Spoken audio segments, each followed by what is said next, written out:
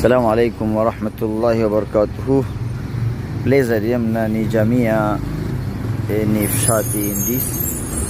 Kjo është pjesa femrave, kurse kjo është meshkujve. Alhamdulillah, xhamia shumë i pastër, shumë i mirë.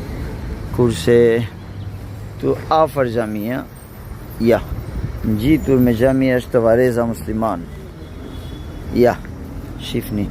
السلام عليكم أهل الديار من المؤمنين والمسلمين وإنا إن شاء الله بكم لاحقون.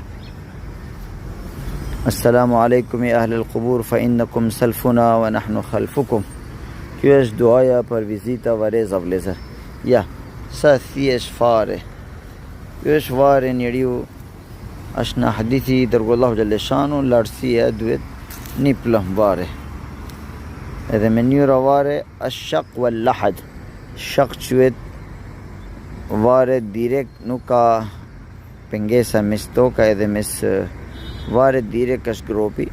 Kurse vare lahad është që ana, në një pjesë ana bëhet si poket, si banak, edhe futet atje trupi njeriu. Ky quhet lahad. Lahad është më e miri, vare lahad është vare dërgullahu xhaleshanu. Por edhe shaq është lejuar në islam. Edhe kjo është vareza vlezër, sa thjesht. Edhe kur vim ne kujtohemi ahiretin ton.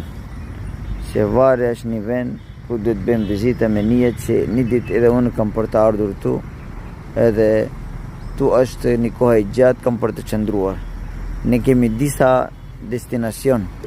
destinacioni i pari i dukshëm është në barkun e mami, mitru mami, 9 muaj. Pas 9 muaj ne vim në këtë dunia, jetojmë atë sa ka saktur Allahu xhaleshanu jetën tonë. Edhe kjo është pjesa më e kryesor edhe më e rëndësishme në jetën tonë, se sipas atij Allahu xhaleshanu na do bëj gjykimit, ditën e gjykimit, a jemi nga rob të mirë apo nga inshallah Allahu na ruaj, apo jemi nga rob të keq.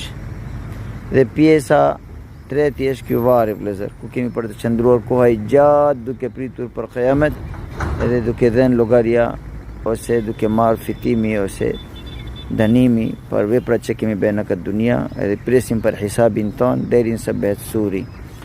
Lusë Allahu madhruar, kjo Allahu beftëni nga kopësht të gjennetit, jo nga baqa zjarri jahannam. Assalamu alaikum wa rahmatullahi wa barakatuh.